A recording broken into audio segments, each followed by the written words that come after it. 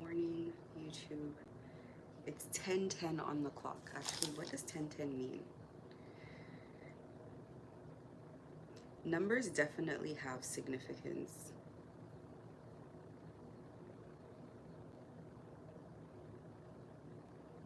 Numbers definitely have significance. Let me see this.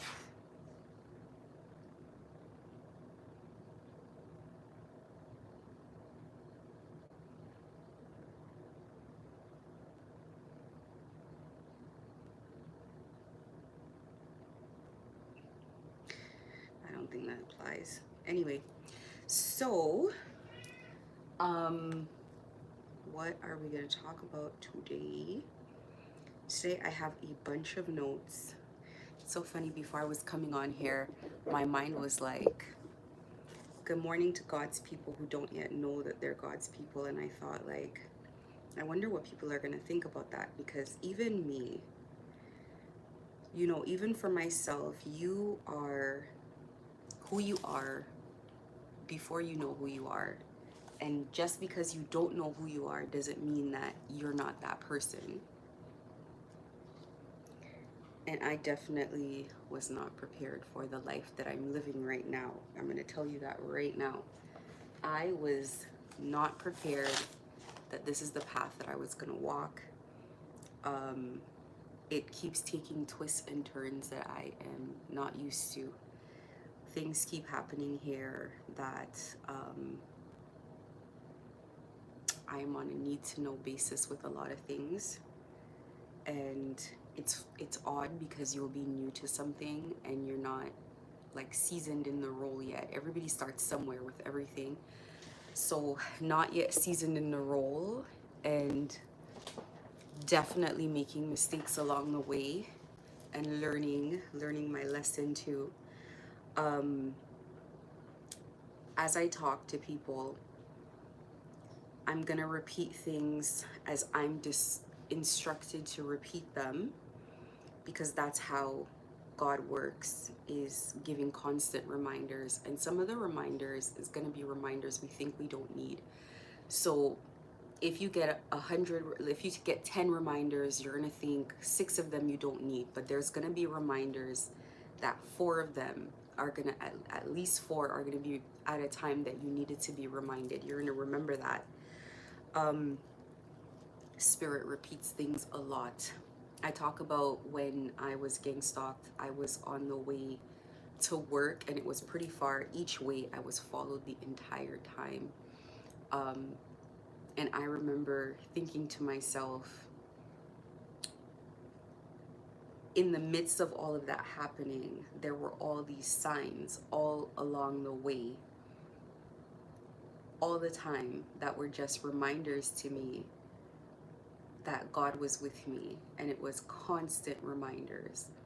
It could be someone that cuts me off in traffic and there's a sticker in the back of their car that says, God is watching you. It could be anything. It could be a billboard on the side of the road. It could be anything that was just a reminder to me at the time that I wasn't alone. It was a reminder to me. It was a reminder to me that despite the hardships that were happening, I didn't have to feel like I was navigating that on my own. There were a lot of days that I felt strong, because especially if I'm driving to work in the morning, I just got out of praying, I just got out of meditating, so I feel my strongest, I feel good. But even there were still days that I needed it. I just needed that reminder to tell me, like, if I'm getting tired, if I'm getting drained. So I just wanted to say that as I give these messages that I am guided to give, that I will be repeating things that people think they don't need to hear, that they already heard. They're not telling me again for no reason.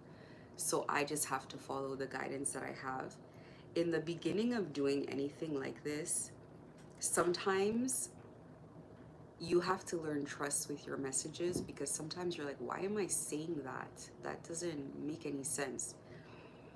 Sometimes you think it's just like a slip, and then you have to learn to trust what you feel, trust your messages, and then you find out that they're true, or you find out that you should have said it.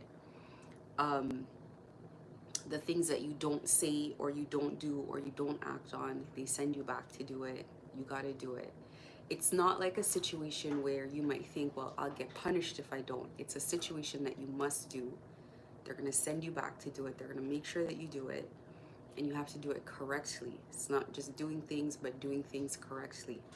So sometimes you guys might see me here and you don't understand that I feel eyes on me, that I have to do what I have to do. You can feel that they're watching, that they're anticipating, that they're waiting, that they're expecting. There's an expectation of you that this is what you have to do. So God is what we call omnipresent. God can be present inside of you as well as still outside of you, watching you, as well as still present with the people that you're talking to, softening them so that they can receive the message, making them reconsider when they would have otherwise clicked off and walked away, keeping them in place. Something is making them just consider, let me sit here a little bit longer, because there's something that needs to be said on their behalf. So this is how God works a lot of the time. And we have to, I just have to do it. It is what it is. I just have to do what I have to do.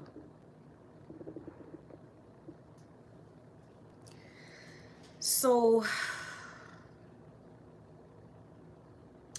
I have to talk about a couple of things. God considers things, spirits consider things from people's perspective as well. So sometimes, somebody could just give you advice, but they don't consider from your side. And so this message is really from another perspective here. When people who have positions of power, traditionally, it would be kings that look for wise counsel, spiritual counsel. The purpose of them doing that is for long-term success. It's not for success right now, it's for long-term success. So sometimes you might have spiritual advisors and they tell you you're going to have a period of bad luck for 7 years. And if you trust this person because they've been right every time, you might wake up and every new year you wonder, is this the year that I have the bad luck? And you might go 20, 30 years and it never happens, but it's always in the back of your mind. So you're wondering, is this person wrong? Was this a wrong, thought? Whatever it was the wrong message they got. And then you realize to yourself, the year that it happens, it might take 30 years, it might take 40 years, but it happens. At some point it does happen. And then you can tell yourself, okay, this is when it was meant to happen. When those things happen to you, not even when those things happen to you, the purpose is for long-term success. That's why you have spiritual advice. Spiritual advice helps you to employ strategy into your plan, to put strategy into how you're going to build. Because if you are going to over invest somewhere, you possibly don't, because you know that there's going to be a time where changes are going to be needed. That's the purpose of having wise counsel. When you have practitioners, they have spirit guides that work with them, like myself. This is where the messages come from. This is not just messages, but they guide your actions. They are your wise counsel, your personal wise counsel, so that you don't do things in the spirit that not only block you, but block the other people that you work with. Once you're in that position, you are connected to people because people hire you, people pay you, so there's a connection there. There's an energetic cord between you and other people. So your spirit guides are going to direct your actions, and they're going to show you, hold on, they're going to show the practitioner, they're going to show the witch doctors, the tarot readers, whatever, what they need to know in order to move forward. If, as a practitioner, you work for people and you are afraid of people, you lose good counsel. So the counsel becomes, what is it that you're okay with hearing, and not necessarily with what it is that is correct. What you're okay with listening to, what you're okay with, it's like you're no longer taking advice. You're saying, make it be. But they cannot make it be. So you lose the whole point of having good counsel. Now, it's understandable why a person would be very guarded towards everybody in general, why someone in power would be guarded towards everyone in general, because you don't want to be deceived. You don't want to trust in someone so much that they lead you astray. You don't want to trust in people so much that they give you messages that are lies, that don't make sense. So it does become understandable why you would not want to necessarily just take people at face value what they say. But sometimes, and I don't know in this situation if people were told about how this whole thing works, or if they just did the work on your behalf and you just got the results. I don't know how it went about, but either way, the results are the results. So that's part of what I want to talk about today. When you want an outcome, I don't know if people researched the consequences of the way that this structure is built or not, but you get the outcome, and the bigger the outcome, the heavier the penalties. The bigger the spiritual laws that you break, the heavier the penalties are for breaking it. So there are people that spiritually break, and everybody must face the outcomes of what they've done. None of us get to not face it, even if it wasn't our intention. So I'm gonna break off and talk about spiritual court. The structures that exist here as human beings also exist in the spirit realm. In fact, everything that we have here, spirits told us how to do. I don't care if it's a battery. I don't care if it's fire. I don't care if it's how to build a house. The people that get the inspiration to do things, these inspirations come from spirit. These messages come from spirit. Even if they're not spiritual people at all, this knowledge comes from spirits, good spirits or bad spirits. This is where knowledge comes from. Whether they seek the knowledge independently, like they actually not independent, intentionally, like they go out and intentionally find out from spirit what it is that they want to know, or if spirit just gives them the inspiration and they go and they fulfill it, or if spirit gives them an idea that they want to work on and they have to fail their way to the success. Whichever way it goes, everything comes from the spirit realm. So with spiritual court, just like physical court, people go and they plead their case in spiritual court. If a practitioner is too afraid for their own life, if they're too afraid, they might not even want to give bad news of what they're doing, what the consequences are. They may not even want to say, this is how I can get it done, but I'm getting it done and this is the risk. They may just get it done to close it off, to appease an energy, to make someone happy, and then to leave. They do the work. If you find yourself as a practitioner in a situation where you cannot refuse money, you cannot refuse the work, you have to do the work, then those shackles, that's shackles that are put on someone, and it makes someone spiritually irresponsible. When their own spirit guides come and say, we do not support this work, they are at a disadvantage to come back and say, my guides do not support this work. They're telling me not to do this work. But when somebody physically puts, someone under this kind of pressure that they must do it, they're between a rock and a hard place. If they complete work, if you go against your spiritual guidance, no matter what you feel or what you know, you lose your spiritual guidance.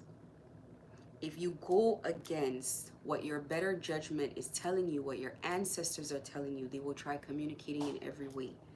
They will use your gut feeling, your instincts, your intuition, your better judgment. People will say something to you. They will keep reaching out. They will beg. They will plead. And they will leave crying because they will know that you are abandoning your spiritual mission. They will know that you're taking yourself so completely off your path that there's nothing they can do. They're useless. And sometimes it might be too painful to sit on the sidelines and watch you go through that. They might want to leave themselves. A lot of times people lose their spiritual guidance because they've gone in a path that is opposite of the path that they're supposed to be on. What happens in situations like that is lower entities that are already in that space, they strategically try to get rid of other people's spiritual guidance by knowing that what this person is doing is going to get rid of their ancestors and their spirit guides. What makes a person a good at what they do, they lose that. They lose not a bit of that. They lose their essence, their spiritual essence. And so they're left wandering in the spirit by themselves. As they wander by themselves, I'll tell you, it is more dangerous to be spiritually, it's more dangerous to be spiritually alone than to be physically alone. Spirits can guide you out of physical danger. When you are spiritually by yourself, you are stranded, you're in no man's land. That is when all these lower entities, these dark energies can come and fetch you, take advantage of a person, put a person in a bad way, bind a person up. So this is what happens when these practitioners end up in these situations, is that they have to become spiritually irresponsible in order to get work done that should not be done. Spirit will tell you what you can and cannot do. They will also tell you who to work with, who not to work with, what you did, you got to undo it, etc., etc. We have to follow our spirit guides no matter what they tell us. We must listen because this is our wise counsel. So sometimes we find ourselves walking away from something. Other people will say, well, you're so stupid. There was so much money you could have made. There was so much that could have been done. But your spirit knows the way. So you must follow them where they go. For example, I tried to, for my personal feelings, I said, I don't want to do something. And I come online in my emotions and my pride and my ego and I say something opposite of what I said the day before. And when I go back in the spirit, they're furious. I have to make it right. It's not just that I will get punished for not doing it the right way. It's that I must do what I have to do. This is how spirit will guide you. They will say, this is a big mistake. This is not what is supposed to happen. You have to do it. You have to do it right. So when someone comes to someone who's hired them and they say, I cannot do it, no matter the reason that they say it, it's people are not saying they don't want to do things because they don't want to take your money. They cannot do it. Their spirit does not support it. While they're doing it, the whole time they know it's wrong. And the consequences begin to show. It's not responsible to blame them even at that time of why didn't you do it? Or you didn't do it right, or you failed. They know that they should not have done it. They know that it was going to be this way. It cannot continue because it's already so bad. It cannot continue because it is too far out, so far out. The point here was to get the practitioner's attention. This already had occurred, already knew. He already knew. So it cannot continue anymore. We come to seek cooperation, that he should not feel the responsibility anymore to do this work, because he has attached to him everybody.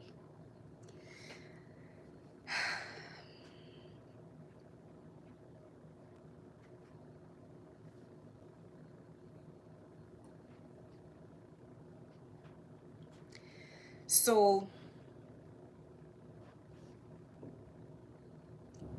once you pay someone and that person gets blocked, you then yourself get blocked. If you give money to someone and the money you give in that person's hand that you gave the money, they do the work. It's supposed to shield you energetically. But if they become under judgment, then you become under judgment because you gave the money. It's just an energetic cord. It passes straight through. Everything that is concerning them is under judgment. Everything that concerns you is under judgment. But if there's something here like a family structure, an energetic family structure, the entire family comes under judgment as well. So it's important always to listen to practitioners, what they have to say, to consider it, so that it doesn't block you by virtue of not heeding your own wise counsel that has been put in place on your behalf. What happened here and how this happened, and I don't know if it was communicated or not, is that a portal was opened, and the portal, the purpose of the portal as it was opened is to trap souls. This portal was opened in order to house spirits. The only portal that we know, well, I know, maybe not we, that I know that does that is hell. It's a spiritual place where they trap entities that need to be controlled. So as they open these portals and they trap souls in there, what actually happens is they're working with something that's inside of that portal. And it's really the entity that's inside of there that traps people. So they have to get people to worship this entity, to align with this entity. And essentially, they are sacrificing the soul of the person. As the soul of the person becomes trapped and they can't fulfill the destiny that is before them, they can't walk their life's purpose, they harvest whatever it is that that person was supposed to accomplish in this lifetime. They harvest it and they sacrifice it, and this is the payment that is given back. So people make money by sacrificing other people's souls and other people's spirits.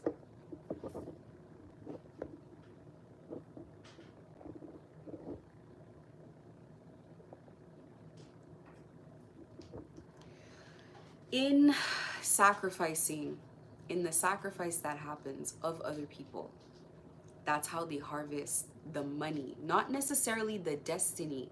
It's not like they don't necessarily need to go and fulfill the destiny in the same place, but that's how they harvest out the money, the benefit of that human being, and they trap them in place. Spiritually, they bind them in place so they cannot move. It doesn't matter if they move countries, it doesn't matter if they move cities, wherever they go, they get stuck in place. This is how comes people find themselves that they've been running from an issue for so long, and everywhere they go, they're still stuck. How do you know if you're in one of these portals? Because first of all, you lose sleep. Sleep is one of the first things that you lose when your soul is gone. When celebrities describe selling their souls to entities, so the entity pays you, but it wants your soul. When this happens, the first thing they lose is their ability to get rest. They can no longer sleep. Because what happens when you sleep is your soul roams around. You might be asleep, but you're roaming around. What happens when, this is how you connect with your spirit guides, this is how you connect with ancestors, whether you know it or not. Your dreams are not just apparitions, they're not just something to be ignored. Your dreams are actually happening. If spirits attack you in your dreams, they are attacking you in the spirit. So, as you walk as a human being, you exist in two dimensions. The waking dimension is the physical 3D, and the sleeping dimension is the 5D. You are a spiritual being, your spirit goes roaming. Meditation is where you bring the two worlds together. It's where you're consciously awake, but roaming in the 3D as well. So you can consciously experience the 3D through meditation. So meditation is not just for positivity and light and good work, it's also can be used for bad things as well. As this is all happening, people are trapped in the portals. They can no longer sleep, so their soul can no longer roam. They can't get guidance, they can't get messages through dreams, ancestors can't reach them. They have trouble with that. That's number one. Anxiety, you feel feelings of anxiety. Everybody who has these issues know that they have a hard time falling asleep, hard time. Some of them have a hard time waking up, but it's like a limit of 5 hours that they get. It's like a limit of 5 hours. Some people will run on 3 hours. Some people, the practitioners doing heavy work, don't get any sleep at all. They can't sleep.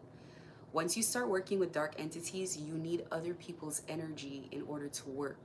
So they have to find people to siphon people's energy in order to be up all night and up all day. And there's people who've been dealing with this for years. What happens if you get exhausted and you accidentally sleep is the entity shows up in your sleep. It attacks you in your sleep. What we call nightmares. These are not just nightmares. They give you premonitions of how you're gonna die. They give you premonitions of things gonna go wrong. They show you things going wrong with your family. It is so unpleasant. You wake up with such horrible feelings because of the deal that you've made, because of the vessel that you've occupied has no soul of its own that belongs to it. So the second thing that will happen, let me not lose my train of thought. So lack of sleep, anxiety. You have anxiety that is uncontrollable. You have anxiety that you can't do anything about. You live in a state of anxiety all the time, and it's not anxiety that's tied to any actions. You can literally be having a great time and it hits you out of nowhere, and people can see it. They can see that you have to take pause. You have to try to adjust your breathing, adjust yourself. You're in a state of paranoia. Things are always falling apart, one thing after the other thing. It becomes such a habit that your luck is gone. It becomes such a habit that nothing goes right in your life. Such a habit that you now are at the point where you're like, I need to fix this some way. So if this is a spiritual person, they're gonna go back in the spirit to try to find another way to fix something. So it becomes a continuous fallout. One situation has to fix another situation, has to fix another situation, has to fix another situation. Constant band-aids along the way to fix everything. It becomes like it's like constant robbing Peter to pay Paul. So there's never really a solution. It's just holding a situation together just for now until it can get better. It is no way to live. Once this goes into years of happening, it becomes a habit. And this is where people turn to certain lifestyles, where they do certain things just to continue to get by. And they walk around and they look normal, but people don't understand that they're in a different portal than the rest of us. They exist, their life exists in a different portal than the rest of us. So this is what happens. These people, they get tethered, they get spiritually binded to either a person or a group. Usually it's a group spearheaded by a number of people. They get binded this way energetically and spiritually. Once they get binded, there is no way out of it because they were sacrificed. They have to be sacrificed in some form of agreement. They must be in agreement in some way. The agreement could be in any way. You may find that an entity wants to sleep with you in a dream. It could be a person. You got to get up immediately and break any agreements that were made out of your will. I want to explain how simple it is. If somebody comes and somebody says something to you in a dream and you don't contest it, you don't say no, then it goes through and it becomes like a spiritual law because you're in agreement with it. So you have to find your way out of these spiritual agreements. These are things that a lot of the times you need spiritual help with. The spiritual help, it cannot reach you when your soul has been given away. It cannot find you in the 3D because they took your soul away. You become tethered to this situation. You become binded to this situation. The only way out is to get new life because the soul that is inside of there cannot come out without God. You got to kind of consider it like this. You've died spiritually. You are dead. You've gone to hell and you're trapped there because you have no means to get out. Physically, you're still alive and you live in hell. And the manifestation of spiritual death, the manifestation of people who live in hell, is that there's no luck, no good luck, there's no peace, there's no happiness, there's no hope, there's no joy, there's no love. There's always fighting, there's always chaos, there's always conflict. If conflict is in the vicinity anywhere, it finds you, because this is what you are now a magnet for. So when you're in a situation where you're spiritually dead, they call it roads being blocked in your life. You have multiple blockages in your life. These blockages cannot be lifted by physical means. If you find a way to fight one off, two attach. You find a way to fight off two, three attach. Everything gets worse and worse and worse and worse.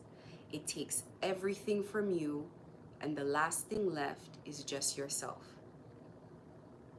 So this is the portal that has been opened in order to house a number of people. Their souls had to be sacrificed, but it happens with their agreement. It could be a sleep attack. It could be someone giving a piece of money or granting a favor that comes at the price of them doing something. But whatever the action is, no matter how big or small, it sacrifices your soul. Somebody might just say, go watch that person. Somebody might say, go say something horrible to that person, go do something to that person. And in doing that to that person, it brings judgment immediately because you've held hands with them energetically. Energetically, you've aligned with them. That's why we say when people are under a judgment, you do not align yourself with them, because you are aligning with whatever it is that they're in alignment with. So by extension, you hold hands with whatever they hold hands with. Spirits are tricky. This is why you cannot be alone spiritually. A spirit who loves you, protects you, and shows you things, alerts you, stops you from making bad decisions, shows you what you need to do to move forward, but they entangle you from dangerous situations. Some of these situations cannot be avoided because they're on your path. They are the lessons that you need to learn, but some of them have to be avoided at all costs, and it's in the spirit that they avoid it. How have people who have not woken up spiritually been able to avoid things that other people have not avoided? Because they have a spirit team that has fought on their behalf without their knowledge to block them from things that they don't know. And they're just walking around and they don't know. They just stepped off of the road onto the pavement right on time and a big car crash happened spiritually, but they don't know because they're not spiritually aware. So these people are without spiritual guidance, spiritual protection, but this is everybody in there. Whether the people control the group or not, everybody is in the same situation. Everybody's soul has been sold, and everybody here has no spiritual protection. Everybody from the top to the bottom. The people who do the sacrificing, the people who receive the money, the richest of them, all of them. You listen to celebrities talk, and they talk in such a way where I listened to this old singer talk, and he said, um, they said to him about how like amazing the songs are that he makes, and he says, yeah, well, you know, he said something like, they give him the songs. He said, they give me the songs, they give me the lyrics. Some of it is genius. He said, but right now I'm just doing what I'm supposed to do. I made a promise a long time ago, and I'm just keeping up my part of the commitment. There is no passion. There is no, the French say joie de vie, joy of life. There's no, there's no essence in the life. There's no hope. There's no, it's not being done from a place of feeling anything for it. It's just being done because you have to do it, because this is what you have to do. This is a, it's not fulfilling work. It's just work. In the beginning, it might be fascinating. In the beginning, you can't believe it. In the beginning, you're thinking a little bit of anxiety, a little bit of lack of sleep, a little bit of whatever, in exchange for what I have right now is okay. The lack of sleep goes from just lack of sleep for no reason to lack of sleep because of threat of violence, lack of sleep because of nightmares, lack of sleep because of problems, lack of sleep because of judgment playing out in your life. These energies transfer things into your life. For what they take, they leave it barren. And because of your environment, nothing exists there but suffering. So you find people who, when you meet them, they're just existing. They're working, they're making money, they don't enjoy the money. The minimum that they can do is just have sex, is just eat food, is just menial things, but passion is not there. I'm trying to look for, there's something I want to say, I can't find the words. They just exist. If it's a house, it's not a home, they just sleep there. If it's a marriage, it's not a marriage, there's no love. They're just, it looks good on the outside sometimes. It's like, oh my God, these people, they have money, they have power. They don't care about each other. They don't feel anything. Your ability to manifest is lost because you have no feelings. It takes your feelings, over time you become dull. You become lifeless.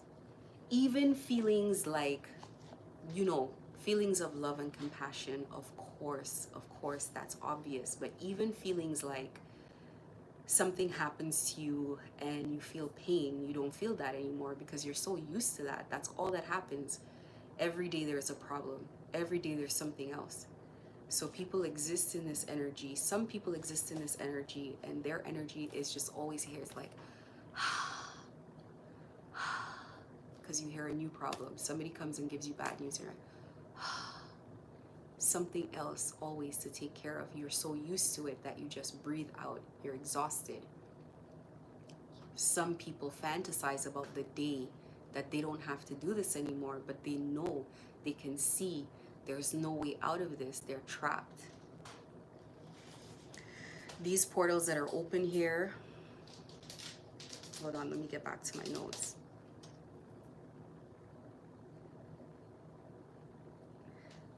These soul ties, what makes them impossible to get out of is because they're permanent. Soul ties are eternal. They outlast lifetimes. A soul marriage is an eternal marriage. It lifetimes. So what you do here is you get money that you can not enjoy. You don't enjoy it. You get money in one lifetime at the sacrifice of having to serve this entity every lifetime. The problem is, if the portal closes, that you cannot come back. You remain trapped in that portal. The portal, what's a portal? A portal is a port of entry. A portal is not necessarily the place itself. The portal is how you get in. That's why you're living in hell on earth. So if the portal closes, you're trapped in hell, no longer on earth. and this portal is closing. It has to close. You can't have a portal of hell open here. It's against spiritual law. This place is concealed for a reason. So the people that are in there are living in hell on earth, and everybody has to get out. So it can, not so it can close, it is closing. It is closing. That is the work that is happening here. It's closing. It's collapsing in on itself because it must be done. Spirit's already started that process. It's already started. So it's not a matter of if or when. It is spiritually unnatural for people to decide who their own spirit family is. Technically, your spirit guides, when you're connected, your spirit guides even supposed to choose your spouse. They choose your children. The souls of your children are predetermined. The souls of what is supposed to happen for you is predetermined by spirit. But if you enter into a spirit family of your own choosing, you're not choosing with guidance, and these people are also not choosing you with guidance. It's misaligned. That's why it doesn't work. That's why it doesn't feel good. That's why people are there. They don't like each other. That's why there's always conflict. These portals are built to collect souls for dark entities. Even if the person building it thinks they're building it for money, the entities there know that they are collecting souls. They don't care about this money thing. Money doesn't exist where they are. Money has no power where they are. So they're very okay with exchanging for one lifetime to get a soul, and it's eternal. The blockages and the bindings on there are eternal. This is the same way that the Bible describes it, is actually how it is. It's an eternal binding. So it's unnatural spiritually. You have your own spirit family, and these people there are not your real family. It's like a surrogate family. It's uncomfortable, and your spirit is uncomfortable with it. Spirit must make the decisions where we find ourselves. When spirit puts two things, this is why the Bible says, when what God puts together, let no man break asunder. When God puts together a spiritual family, it is an eternal bond. They cannot be broken. Even if they're physically in separation, they feel each other. So when you're binded to a practitioner, you feel the practitioner, and the practitioner feels you. But it is unnatural. It is an unnatural marriage. So this kind of marriage, your spirit team tries to come in between it and break it. But it is a permanent marriage. It is a permanent, and it binds the practitioner and the family into your spiritual family. Depending on the spiritual family you come from, it may fall people into judgment. Depending on the spirits that you work with, you fall into judgment automatically. So it is a trap. So when you bind spiritual beings, you've trapped yourself, because you've binded basically into God's family. And you know, when these tethers are there, when these cords are there, that means God has spiritual permission to act in this place. God has authority to act in this place. In my life, my spirit team doesn't need my authority to act in my life. They don't need my agreement. They simply go about doing the work that they need to do, because they are the guides. That's why it's called guides. I follow. I don't lead, because I don't know the way. So once you bind into people's families, divine families, spiritual families, the guides that are there, the spirits that are there, have like legal permission, it almost spiritually, to do what they may in your life. Be it good spirits or bad spirits, it's all the same. They come in and they work their personal agendas without permission. They don't give notice. They don't even tell you. You're not even on a need to know basis anymore. And if these energies are dark energies, they just move about in any way. So there are consequences to opening these portals. And it's the same way that I explained that when you do things to people with good karma, it just shines a light. When you marry to certain people, it shines a light in a direction, in the opposite direction of where the light should be.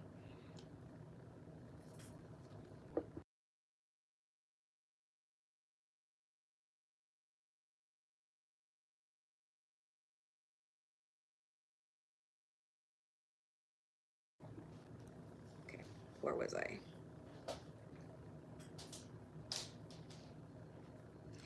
When a soul is trapped, it can't walk its soul's journey. Everybody has a particular journey. People like to measure a soul's journey by how much money you're going to make. Soul journeys have nothing to do with money. Soul journeys have to do with advancement, spiritual advancement. That's what you're here for. We rise up, we go north. So we come from another lifetime with lessons that we've learned, pre-programmed things that don't even make sense now.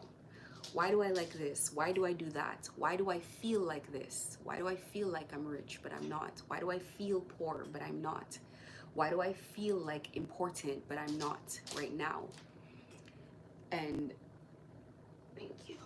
And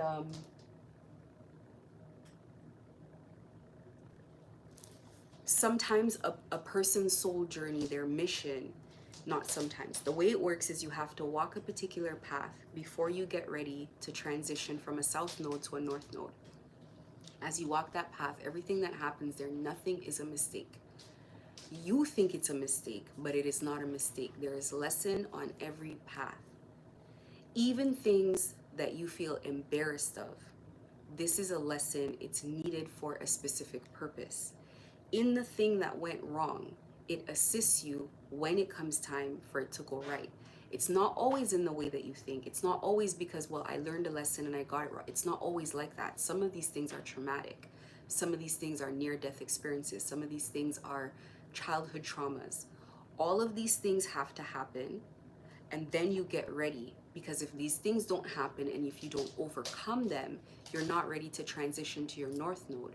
Your north node is what we usually, it's referred to as like heaven on earth is how they'll describe it. It's new life. It's where you graduate from the old way you used to exist. It's, you have to go through your spiritual rebirth, a spiritual death, and then a rebirth, and then you transition to where you're supposed to be. They talk about your north node being in a particular placement, and people think there's only one. But this death and rebirth thing, it can happen multiple times. I've gone through this multiple times. Multiple times you'll go through a death and rebirth where you live and exist in this one way, in this one place, and then you have to, in order to graduate, leave everything, everyone, everything behind. Family, relationships, everything behind in order to get to the next level. And so I know I've gone through multiple of these, and it works the same way every time. You can be 87% of the way, but you don't want to let go of this one person, this one habit, this one thing. You have to let it go, take the experiences of it, and move forward, because that is where your future lies.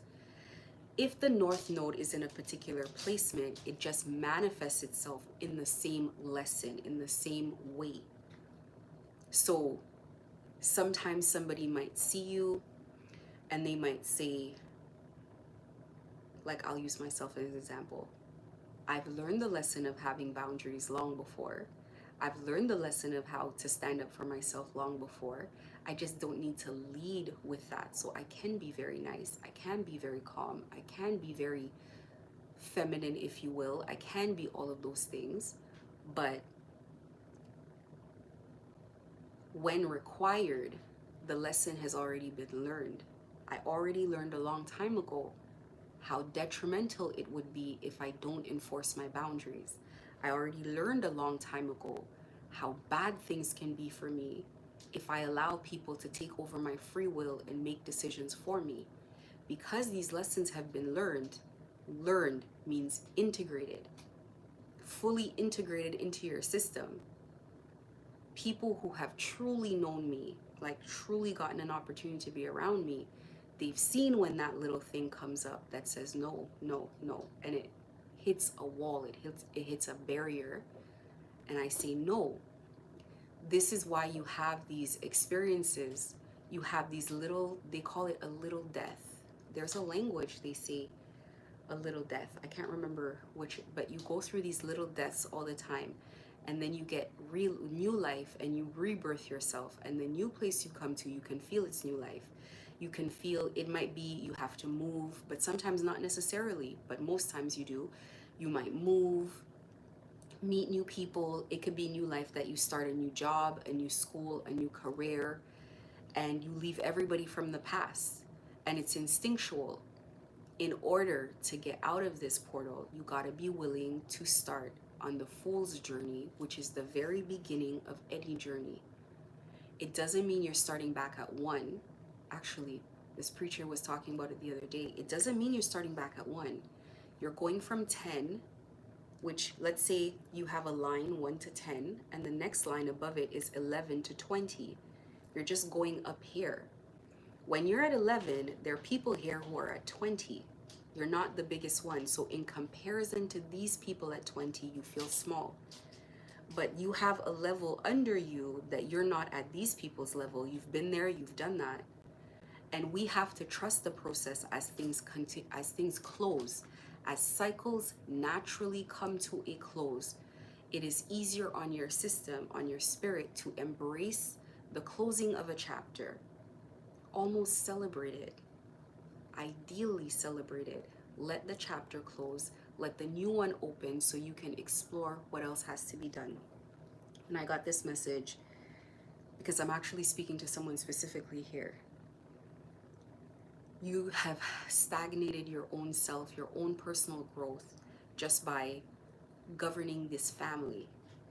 You stagnate yourself, what it is that you want to be, that you feel that you should be. You feel that you should go about it this way, but there's another way to go about it, but you can't get there from here. The example that I got is Jay-Z, where, and people like Jay-Z, he's not the only one, where you did something and it worked for a while, and it accomplished something for a while, and you're going to be in a fight for your life to get out of it, to get to the next level. But even being in that fight, when you get out of that fight and you actually break free, whatever it is that you've left, it loses its hold over your life. It unbinds you. When Jay-Z left there, he got his opportunity to be a billionaire. Maybe where you are, you can make millions.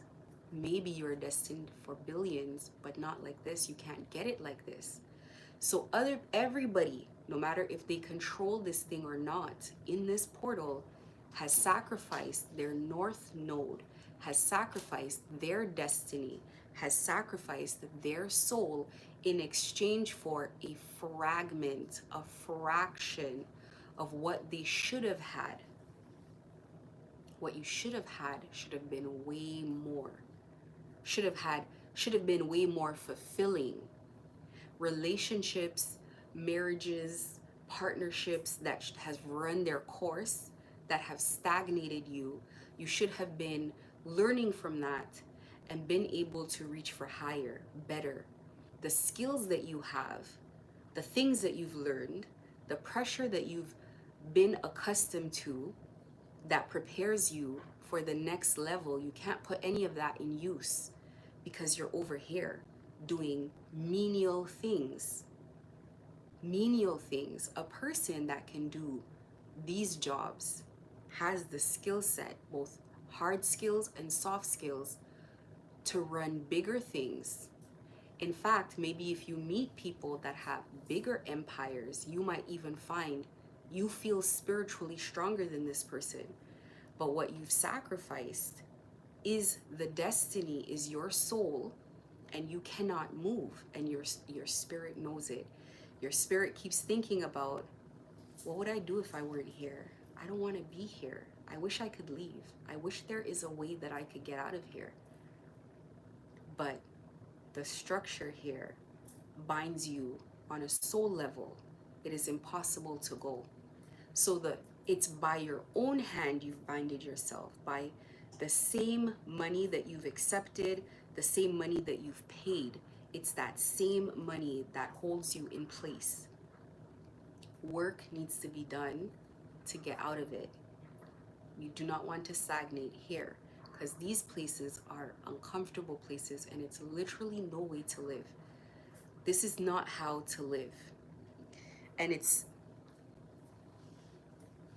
opposite. How do I say this? You're not in connection with the people that you're supposed to be in connection with to get where you have to go. You're with the wrong people. There are people that you're supposed to meet. Your spirit is supposed to attract certain things that it's detracting. The entities here beat off anybody that is supposed to help. If I get messages, they fight. If I try to help people, it fights. It lashes out. You guys won't believe. I have scratches on my skin, on my back, places that it's not explained. This is not just witchcraft. There's a difference between voodoo dolls and witchcraft, and when entities are in your space. The animals see it. You see it. You know it's there. These entities fight anybody that want to help you because it does not want to lose its stronghold in your life. The good news is that it is possible to get out, but everything works with your agreement. Everything works with your cooperation. A first step is enough. As you force people to break spiritual laws, when spiritual court happens, even if people are not aware of what's happening in spiritual court, they're not aware of who they are answering to, who is summoning an answer, even if you're not aware of who is asking the question, your soul gives an answer. You give an answer. People will find themselves thinking, but how am I going to stop? But how am I going to get out? But how am I going to pay my bills? But how am I going to get away? They're under spiritual judgment, and spiritually, it's like a spiritual court is asking, why aren't you learning your lesson? Why aren't you stopping? And they're saying, but I can't. But I cannot, because if I do, I'm going to lose my life. The practitioners here understand what's going to happen if they lose their life. They should, if they are worth what they're charging, they should know what they have sacrificed in order to get this done. You will notice that here on earth, human beings want to live forever. They don't want to die. It's not because they enjoy life so much. It's because this is how you pay the piper for what you've done. There is no afterlife. There's no heaven. You will be stuck the same way you live right now, with no joy, with no passion, with no hope, with no peace. You are going to be stuck eternally. Your soul will be tortured like this eternally. I'm telling you, when this thing moves into your life, it's like dark clouds move in slowly and they start raining fire down on you constantly. There is no escape and no peace under spiritual judgment. Spiritual judgment makes you beg for mercy. But it's strategic. Sometimes it is strategic. You don't get put under spiritual judgment to punish you. It's to get your attention. Hopefully, you come to the light. You ask. When they say every knee shall bow and every tongue confess, it is not just for no reason. It is because you realize you can no longer stay with these entities. These entities resent and hate human beings. How comes you guys get to be up here living like this? And we are trapped over here. We cannot get out. There's no hope for us. They're binded there for a reason. They're meant to be there by themselves. They're not meant to be with human souls. You're given a human soul. It's supposed to journey through lifetimes, and it's supposed to continue to learn as it moves forward. It's not supposed to be here stagnating. It's not supposed to be here and never learn. It's not supposed to be here to repeat cycles over and over without learning. If people are in spiritual court and they're saying that the reason that they cannot move forward is because they're scared of their life, Spirit then starts investigating What is the blockage that blocks this person who has the desire, who sees the error in their ways to move forward? And they start investigating who, what, when, and why. Whether it be entities, whether it be other people, whether it be groups. The judgment from them begins to shift off of them onto what is blocking them. This is how people pay karma for other people. Sometimes there's one person who's done something wrong and they need karma, and there's 3 or 4 other people or entities above them that face the judgment. Not that they're not suffering, but they're not suffering nearly enough for what they did because of what binds and blocks them. That's why we say God weighs your heart, the actions of your heart. Why you did something is important, just as important as what you did. It makes a difference. Spiritually, it makes a difference. It's not to say that you escape your karma completely. You have a period of karma to pay. But then when that period comes, there comes a point where somebody comes to a certain point where you can no longer keep punishing them, keep showing them. You have to shift the direction. You have to shift the focus. You have to shift it somewhere else.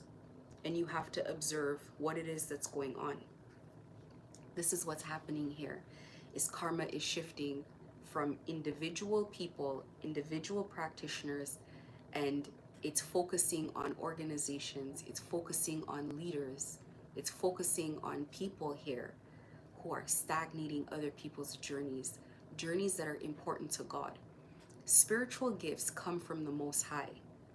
Even if entities will say, I give you the ability to do this, I give you the ability to do that. What's happening is the entities operating through you. They're not giving you an ability. They operate through you. The way an entity attacks a person when they're in a vessel is different from how they attack a person when they're on their own. Dark entities do not like coming for light beings directly because they understand what happens when they do so.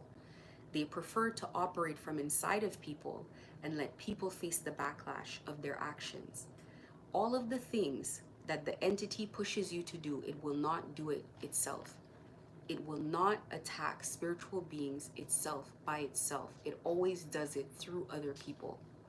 It always does it through the hand of someone else, because that other person pays the karma of what has happened.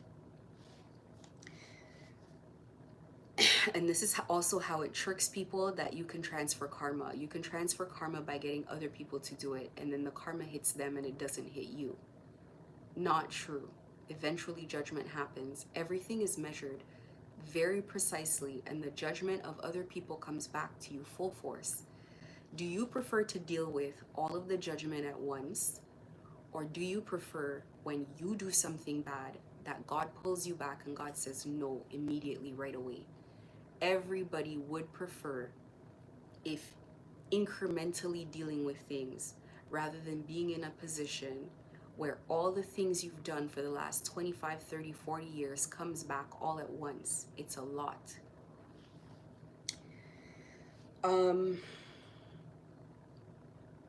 These things, these portals are designed to close. They're not designed to stay perpetually open. They are designed to close. They're designed to close when there are enough people in it. Sometimes they want it to close faster because they realize that they've come to a certain point that judgment is now here. So what they'll do is they'll manipulate situations to try to quickly close it. They will frustrate relationships to try to make people end other people quickly. The same entity that is here wants to quickly get rid of the practitioner immediately so that it could take everything that is attached to the practitioner, take it back with it. It wants to do this very quickly. It doesn't want people to take time to think and consider. It just wants to shut the door. It is panicking at this point. It is creating blockages wherever it can. That's why it's really important that we calmly sit and consider things. We communicate in a peaceful manner. We communicate calmly, because otherwise it frustrates relationships. So even as You plead for the life of the practitioner. The entity is attacking because this is the opposite of what it wants. It wants him to go because he's binded. Any practitioner here that is binded to anybody, it wants that portal to close quickly so it can have those people with it. Some of these people have very important things they have to do in life. Some of these people not so much.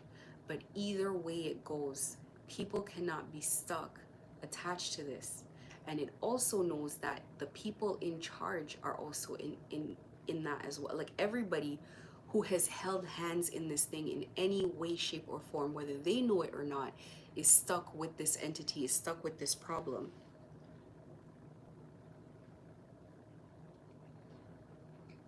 I've talked about soul rebirths. I've talked about the fact that you got to leave everything behind. You got to do the work. The most important part of a soul rebirth is life comes only new life. New beginnings come only through the Most High. It only comes through God. So you have to give your soul to God in order to get that new life, in order to get the path forward. You have to say to God, I give my life to you. I give my soul to you. I want to be in service of you. I cannot take this anymore. Usually people only do that voluntarily because it needs to be voluntarily. People only do that when they face hardships. People don't do that in normal circumstances where everything seems to be working. So that's why I say things that happen to you, it happens strategically. It happens, whatchamacallit? Things that happen to you, they're not happening to punish you.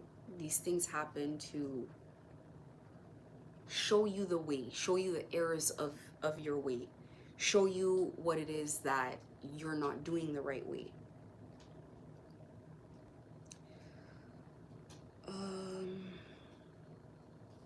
One thing I wanted to mention, spirits cannot break spiritual law, and there are certain things that spirits cannot do and will not do. Spirits are not just going to break spiritual law. Spirits are just not going to hold a portal open that's already coming closed. It's coming closed for a reason, and it's happening on time. So these messages I'm giving are about a month behind, I feel, intuitively. They should have been given a long time ago, but it's been a lot of spiritual attack. And so we are late. These messages needed to come in July. We are late. It's been blocked. So these things need to be taken seriously. They need to be acted upon. Spirits are not going to stop closing a portal that needs to be closed. Instead, what needs to happen is people need to get into gear to get out. They're not going to not close the portal. People need to get out. People need to give their life to God to get out.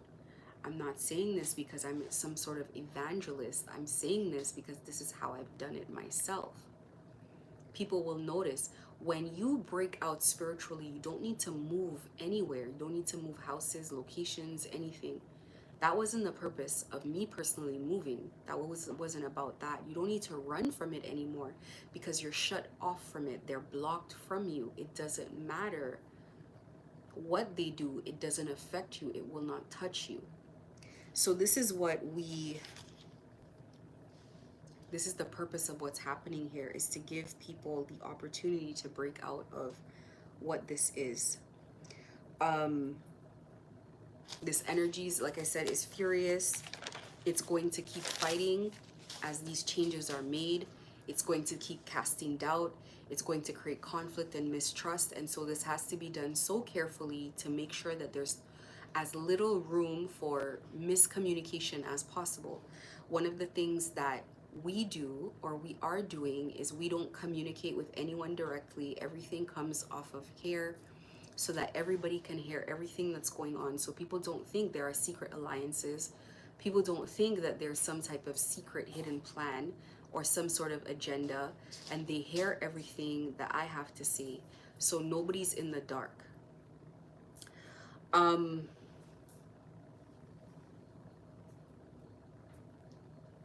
I've talked already about, and I'm gonna continue to read, that the practitioner here um, needs to focus on healing and healing only, not working, not about money, not about safety, nothing. They need to focus on healing and healing only, because fighting an entity like this is going to be rough.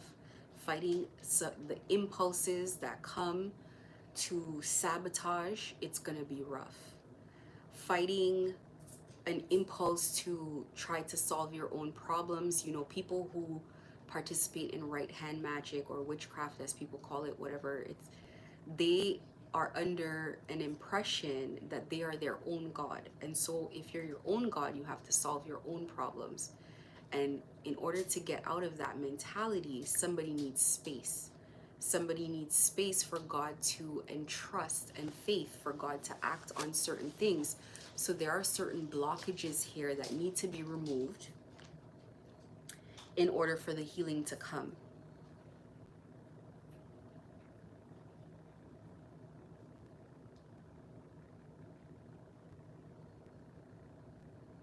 One of the rules of this portal, which you guys know already, is that you can't leave with anything. So anything you get while you're there, it needs to, you need to forfeit it in order to go. The reason is because that's how you get new life, is you forfeit everything and then you get new life. You enter into new life. When you come in, these energies here try to make you forfeit everything that you had before. So they sacrifice all your old friendships, all your old relationships, everything that you had before, all your old money, your old investments, everything that you built for yourself, they make you sacrifice it. They don't make you, they beat it out of your hands. You sacrifice everything that you have, and then you come in naked, and they give you new life in their portal, new friends, new relationships, new business partners, even the business that you have, they become God in your life. So in order to get out, any type of, you can call it portal, you can call it spiritual holding, whatever, any type of these situations that you are coming out of, you come out of it in the same way. You come out of it in the same way that you came in, naked. So as people continue to lose things, they must understand that it's not someone enacting judgment on you. It's not someone throwing you spell work. It is the energy that you're exiting. Sometimes you will be forced to exit out of this situation. You will be forced. You won't get a choice because it's not good for you. This is the end of your rope. You can't go any further with this. This is for your own good. This is in your own favor, and you just have to trust. You have to trust this new life that you're getting is somewhere where you don't know. But this life, though it feels very hard, the death and rebirth process feels so painful and so difficult, it's meant that when it's all said and done, you can finally live the life that you deserve to live. And that goes for everybody here. Not just one or two people, not just favor on one person versus another person, but for everybody here is meant to have new life that they can actually enjoy. Anyone who breaks free is going to have to lose everything, no matter, there's no way to put it. You break through, you lose everything. You need to understand that the practitioner carries precious cargo, and that is the souls of people. So he needs healing spiritually, physically, emotionally. There's a lot of different, every form of healing that needs to be done has to happen here. Healing is something you got to do in peace, in away from conflict. What happened for me was when I had come to the end of the rope with my suffering, with the gang stalking, and I insulated myself, or I should say God guided me to be insulated from all of this toxicity, then my healing could begin, because I could take my focus off of my safety. I could take my focus off of constantly thinking about providing for myself, and I could really think about crying it out. That's what healing looks like. Healing looks like being furious. Healing is a process, and it's not as fast as we might want to think it is. It takes its time. So all of this has to happen slowly but surely. And with the kind of energy and having existed in this thing for the amount of time, this healing is going to take some time. This is not going to be quick. So he needs to be away from worrying about not just his safety, but the safety of anyone concerning him, whether it's children, spouses, friends. No messages, no trying to get his attention with messages, no people facing it. Just needs a time of peace, because no one can begin working through their issues when they're constantly in a panic. He has to release. He has to release. And people have to be released from him. And he has to hold this energy back. I will keep repeating that probably a number of times until people are maybe might get tired of hearing it. The energy is going to fight people from leaving. This energy is not just on him, it's on a number of people. And when these people come around, they smell the same way that he does spiritually, because these energies are on people, these energies are in families, and it's going to fight. People are going to need to fight their way out, because why would it want to come here, do all this work for so long, and then lose at the last minute, lose everything that it's put all of this energy into working towards? A lot of these people, they're going to have to fight this thing from the inside. It's not on the outside, it's on the inside. It's hard work. Sometimes you think that you're fighting people, but it's the energy inside of you that is fighting other people through you. And it takes a little bit of conscious awareness, being consciously aware of how energies are working through you. I see energies working through, they work through my cats, they work through my kids, they work through a bunch. This is how it works. That's why people have sayings. They say, oh, the devil is using you right now. Because what's happening is you can feel that energy is using a person. That energy could use you. It could use the people that you work for. It could use whoever to block the path of what needs to happen. And so that's why it's not enough just to address a practitioner and say you need to heal. You have to address everybody, all the other factors surrounding, in order to make an environment safe enough for healing work to start. Where am I? The way this portal is built is set up is that it requires continual sacrifice. When the sacrifice can no longer continue, you will notice blockages, you will notice endings, you will notice things are coming down. That's what happens. But the universe, God, spirits here needs to block the continual sacrifices of souls. It needs to block energies from continuing to do this kind of stuff so that people can wake up and walk away.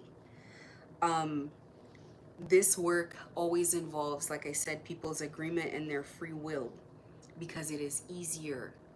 When I realized what I was going through, that I was going through a spiritual death, and what I was holding on to, I was eager to get rid of everything.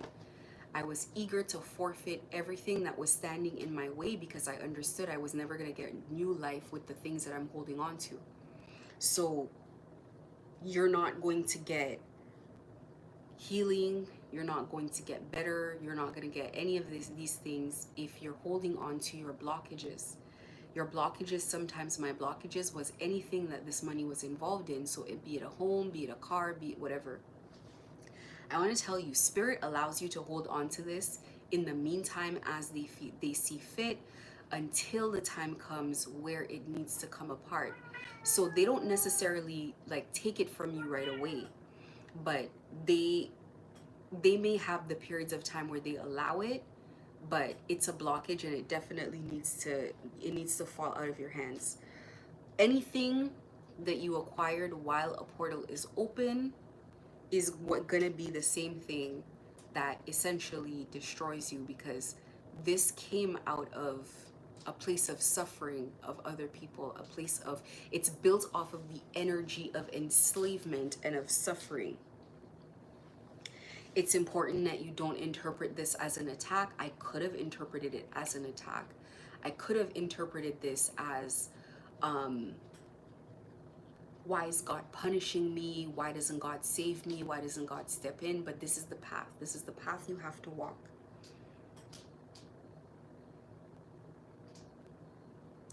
Every time we are living beings, so every time something is cut short, new life always emerges. And you have to kind of look at it like the oldest tree in the forest can be cut, but if you come back, you're going to notice something new life is going to sprout out from the trunk of that tree.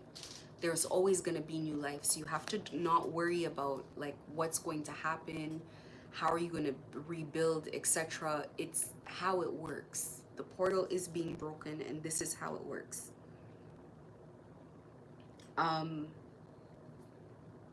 person that I'm talking to, I've referred to you before. We had never met. We're not in the same country. We never met before. I just want you to know that this is not from me. These messages are coming through me. It's meant to find you. You have prayers that, you know, maybe nobody else knows, but they know, they've heard. And they know that everybody here is not happy, but everybody here has no choice. And when people get an opportunity to have freedom from things that have shackled them for a long time, don't let that opportunity pass you by. Give yourself the chance to experience a day where you can breathe a sigh of relief, being away from the things that have shackled you for so long, things that you thought were impossible. That is what God's doing here. You must interpret it as that. Being given an opportunity to unshackle yourself from a life that has been nothing but exhausting and draining for a very long time. There's an important message that I have to ask for, and I ask in good faith, because this is a message that was impressed upon me multiple times, so I understand the significance of asking for this. When the practitioner approached me, the very short space of time that we spoke, he spoke about you in code because he couldn't say anything directly, and he said he referred to you as my father. And that's something that indicated to me not just that there was a respect between the two of you guys, that this person respects you, but also that there was some sort of care that you give to this person, or that you guys share together. This process, how things have gone down, this has been part of the experience for this practitioner of what they've been doing by breaking people's sacred relationships, soul contracts, and soul ties when they separate families. So this person sees you as their spiritual or soul family. They see you as a father figure. And because they see you as a father figure, it is more painful what you guys are going through, that things have changed in the way that they have. This separation has been strategic and has happened for a reason and is meant to be honored. However, there is something that God wants to ask of you. When people are put in situations where they have no choice but to pray, they have exhausted all other resources and means, and their only choice is to pray, no matter who we are, good or bad. You would think that because of everything you've done that has been so bad, that God's not hearing you, and God is actually closer than you would even imagine. God's waiting for those prayers. When people come in prayer, no matter where they're coming from and how bad it's been, God wants to hear the prayers, and God is eager to show you finally that prayers are real, that God is real. And so God says, leave some things to me and do as I tell you. I will take care of you. This is the relationship I'm sure you guys have in your own family, that you are of the mentality, let's say, that people leave things to you, that you take care of them, and that they do what you ask them to do. Once you pull that support back, they're left destitute, they're left with nothing. And they're also left with no means to support themselves. In a situation like this right now, Spirit is asking that you give just the basics, enough for food, medication, and shelter. Deposit it in the same way that you normally pay him. It's not a lot to ask. This is what Spirit is asking you do for them, to appease the situation as not just an offering, but also as a sign of good faith.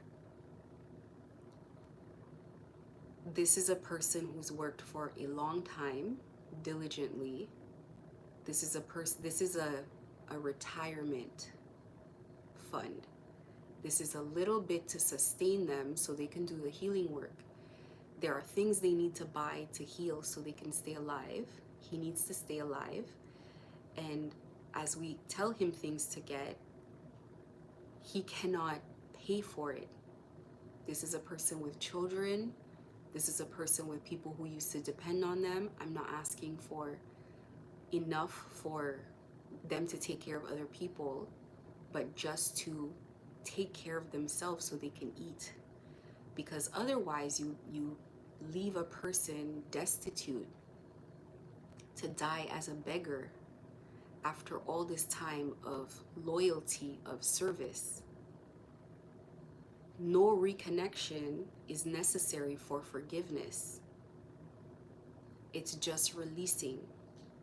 It's not even just an act of mercy, but it also puts confidence in the other people that are here sacrificing their life, their future, what they wanted to do for you. It's good faith that as they give you so many years of dedication and service, that they are not for a mistake or a failure going to be left at the side of the street. At this age, to turn someone into a beggar, to turn someone into a thief, to turn someone into something that they have either graduated from at this point after so many years, because this person has sacrificed their soul for this. They've sacrificed the most valuable thing that they have, and they are carrying precious cargo, as I said, including a connection to you. Even if there is physical division, physical animosity, physical fighting, and separation, you guys are still tethered on a soul level, and it must be broken.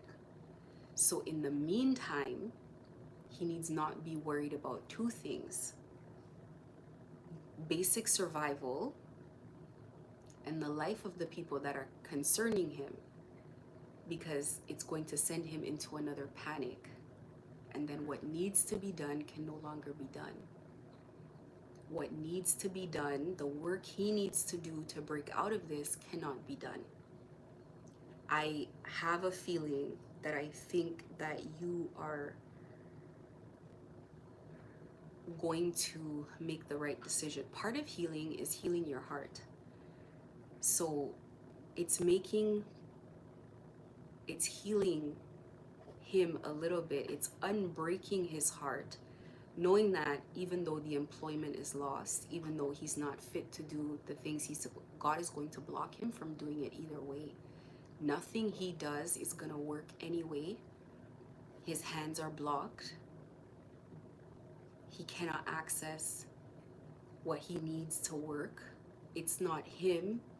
It's the energy, it's spirit, it's his time. And you don't want him working for you or in anything you're working anyway, because it is going to bring the same energy there anyway. But he cannot begin to do this work of healing himself if he's feeling this heartbreak of this situation. And this situation is meant to teach a lesson. It's not necessarily meant to destroy you completely. It's meant to show you what you do to other people so you feel. If you never feel what it's like to lose a father, then you're not gonna know. Now, I know that I don't know if he has a real life father, but usually somebody who calls a person they're not related to by blood a father means that they didn't have a father, and means that that person, or else they would have said a second father.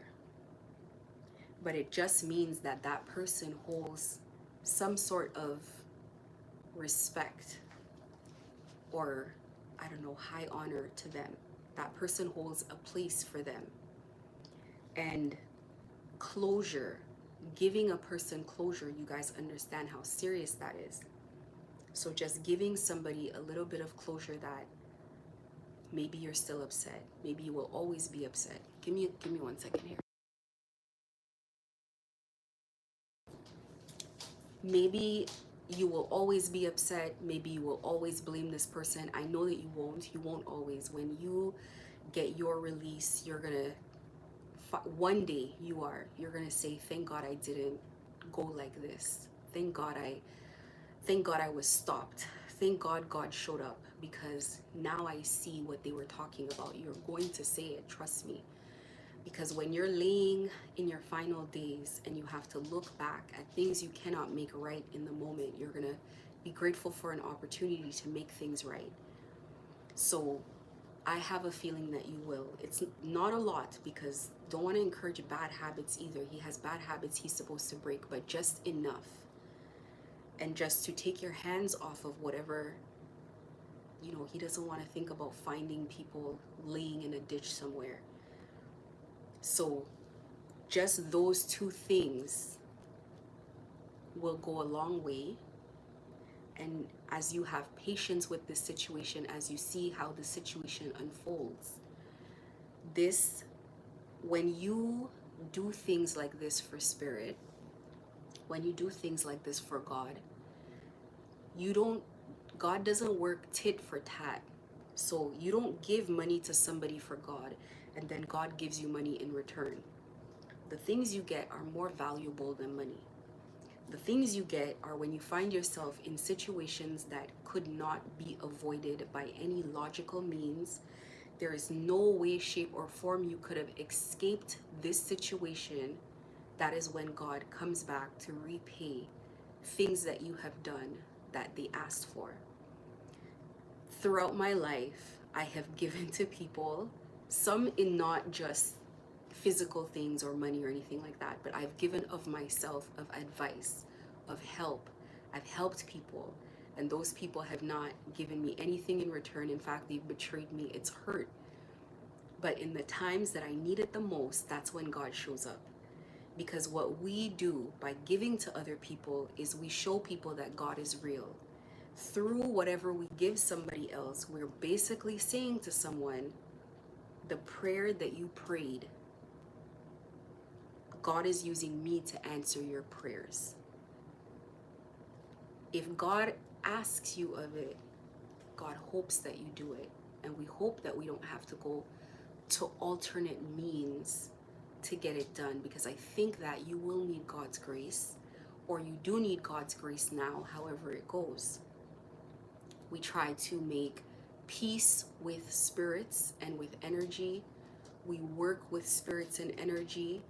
Even if they are not our personal spirits, they're not our personal gods, we try to work with them, not against them. We make spiritual friends. We don't have spiritual discord. We don't fight spiritually with spirits, because then it starts showing up in our life. You can't beat them. I don't care if they're light spirits or dark spirits. You go in by yourself, you cannot beat them. They've been around too long. They know every loophole and they are persistent. Rule number one of spirits are persistent. They will get it done. They will get it done. You bring a spirit on your behalf to do something. Spirits don't come back with excuses. As things take longer to do, it's just because spirit is facing blockages. It doesn't mean spirit's gonna stop. So as I go through my journey with this, no matter how long it takes, it's like spirit's like a computer robot, like an AI. And spirit's determining how long is this gonna take to get this job done. And they might estimate 2 years, 3 years, 3 months, 2 days, whatever it is. That's why some prayers are answered immediately, and some prayers it takes a very long time because people's free will is the blockage. So that's when spirit sends someone to give you a message and beg for your hand, ask for your hand in agreement to work with spirit to help you guys untie yourself from the portals that are closing. They must close. So this message in regards to what I call a retirement fund, which is going to be peanuts to you. It's going to be nothing to you, but enough for a person to not be destitute, enough for children to not starve. At a minimum, not to anybody to go shopping, not for anybody to support addictions, just enough to get by, to not think about every day what they should be doing because they need to be healing because he's scary close, and he needs to focus on things, and he needs to buy things, he needs to buy medications, he needs to buy healing ingredients when he's instructed to do so. It's no point in telling someone how to heal and they can't do it. So this is the message that I needed to impress. These were the words that were given to me. I am repeating verbatim. And I think that you would want God's grace at this time during this process, because there are things that have happened here that have offended God. There's no way that I can put that in a more gentle way. There are things here that have happened that have been in direct contradiction. And let me tell you, when I offend God by not listening, it's very tough for me. I feel it. I cannot be happy physically if they are not happy. I cannot find happiness even in good things. I have to tell myself it was a good day, good things happen, but the feeling is not there. Simply because of, and it's a small infraction. Sometimes it's something very small, and I have to go back and I have to beg. I have to appease. Anybody appeasing spirits must make a bit of a sacrifice, must make an offering, must bring peace. I think in some countries more than other countries, they make peace with giving of themselves. So that's what I ask, and hopefully you guys consider that it is really the best option here on the table. It's very important that these things happen. I will be back every day. I'll give messages so people can hear what it is that I have to say. It's not that anything's being hidden. The time of fighting is done. We are done, we are done, we are done. It's done. No more fighting, no more arguing, none of the above, because this is a delicate situation, because everybody here has low trust of each other. Our trust of each other is very low. So in order to build these bridges, in order to build these bridges, it takes small gestures, though not direct, though we cannot communicate with each other directly. God sends the messages that need to be sent. And I hope in time you guys just consider the energy that is with you right now to make things right. Believe me, if you could reach them and communicate yourself, you would be very frightened. So, this is what it is. The scripture that came today, it says, "The children of this world marry and are given in marriage, but they which should be accounted worthy to obtain the world and the resurrection from the dead, neither marry nor are given in marriage spiritually, neither can they die anymore, for they are equal unto the angels, and are the children of God, being the children of the resurrection. Now that the dead are raised, even Moses shewed at the bush when he called the Lord the God of Abraham and the God of Isaac and the God of Jacob. For he is not a God of the dead, but of the living, for all live unto him. This basically talks about renewal of life, eternal life, getting a new life. And I think people in this situation, every single person has something that they wish that they could have done, something that they wish that they could have developed, that they could have mastered, regardless of their age or what phase they're in. They have something that they wish that they could have experienced in their life other than what they did. And so it's an opportunity to do that. It's an opportunity to get new life from God. God doesn't govern over people who are spiritually dead people with no souls in a dark place. God governs over the living. And when you give your life to God and you break out, it's eternal life. It's eternal life. It's spiritual protection that is beyond the comprehension of any witch, any practitioner, anybody that comes up against you. As you become the property of God, your enemies becomes God's enemies. As you become an asset to God, if you facilitate things on God's behalf, if you take care of things on God's behalf, you are God's asset. Therefore, you come under God's protection. God needs you now.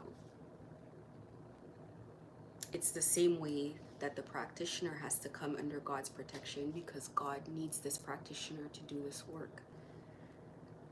So if you are helping in God to do work, you become under God's protection as well. So this is the message that I have today. There is one more thing that I want to read before I go. I think because you guys are Spanish, you guys know my mother a little bit better. People call her the Saint of Death. Some people call her Mary, the Mother of God. She is the energy of the Mother of God, both the wife and the Mother of God. Some people call her the Black Madonna. Some people call her Mayat. She represents justice and peace, fairness in all things. And this is what I was guided to read, was the prayer, the Hail Mary. So I don't know if anybody remembers. I used to say this a lot when I was younger. Hail Mary, full of grace. She's very graceful, very peaceful, and very gentle. She comes out instead of my father, who deals with things in another way. So we don't let him deal with things always. He's more fiery. She is more patient. She is more gentle. She comes always in an energy of love and of peace and of understanding and of seeing things in another perspective, in people's perspectives, and she forgives. But she grants new life. Hail Mary, full of grace, the Lord is with thee. Blessed art thou amongst women, and blessed is the fruit of thy womb, Jesus. Holy Mary, Mother of God, pray for us sinners, now and at the hour of our death. Amen. She intercedes on our behalf. She blocks the wars on our life that are spiritual, where judgment of God is supposed to set in on you. She comes in as a blockage to that. When the wars are moving in on you, when they're camping around you, when they encamp you, imagine you do your work every day and you do not see that they're setting up their shops around you everywhere you are. You know that. That's how you work with people. People start living where people live. People start working where people go. People show up everywhere somebody is. It's an encampment. As you wage war on God's people, it's Father that wages war on you. But it is our mother that intercedes, that steps in between to bring peace in places where war would have otherwise been. And whether you recognize it or not, you are at spiritual war. It's not a war that can be won. There is nothing that can beat this energy. No man can escape death. Nothing can beat this energy. There is nowhere to run but to face it directly. And if you're at spiritual war, it means that physical war is ready to enter, if not already here. Whatever you face spiritually manifests itself in your life. These energies want people to experience themselves and experience why. This is how a person gets understanding, wisdom and understanding. We always ask for understanding. Forgiveness comes from understanding. It's not easy. Sometimes you must experience first what a person experiences, and then you understand what it is like. So if you are at spiritual war, it must be addressed spiritually. If you address it only physically, it's not possible to deal with it. It must be addressed in the spirit. If you have offended in the spirit, you must appease in the spirit. Baby steps, word will come, but you will see it in your physical life. In the same way that the practitioner experienced it in his physical life, what was occurring, the binding in the spirit was manifesting itself in the spiritual, in the physical. It is not necessary to always learn through suffering. If you have an opportunity to step ahead of a chaos, you have to step ahead of it. You have to block it. You have to heed wise counsel. A word is enough for the wise. I gotta look at the rest of this quote where it says a word is enough for the wise, because there must be something outside of a word is enough for the wise. There must be something else outside of it. But anyways, I think this is the end of, let me just look this up first.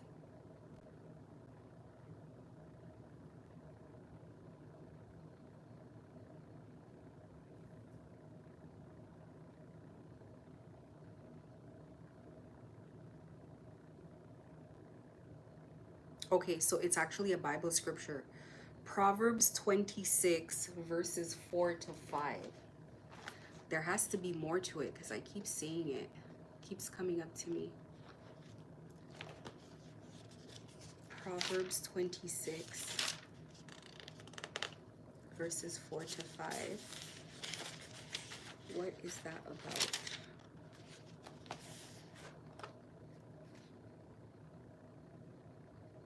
Okay, it says, answer not a fool according to his folly, lest thou also be like unto him. Answer a fool according to his folly, lest he be wise in his own credit. It doesn't say that. That's not what it says. Anyway, a word is enough. Hopefully, when people warn me, I don't even like to know what they mean, if they're right, if they're wrong. I don't want to know. I used to be that person. I want to see for myself.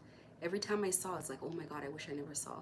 So I say all of this to say, this is not stuff that I'm capable of. So please do not believe that you are at personal war with me. As you see, I initially tried to get out of moving forward with this, to be honest. I don't have a choice. When God calls you to do something, you have to do it. When God calls you into service, you have no choice but to follow through. with what you're told. The practitioner is going to have no choice, because this is how it works for all of us, because we all have enemies here. I have enemies here, he has enemies here, you have enemies here. There's always enemies of everybody, and like I said, God always hands people into the hands of their enemies. So nobody wants to go that route. That's not the purpose of this. It's just that we need agreement on everything, consideration and agreement. So this person has been without assistance for a period of time, and I know you're going to say, but we already did all of this, we lost all of this, we feel like they took us for a fool. I know that, but this is not about that. That is done. This is about making sure that the work can be done, so you guys all don't face a permanent hell on earth if this person goes, because it is already manifesting itself here. That is my word for today. Thank you. Have a great day. And like I say to everybody, remember that God loves you.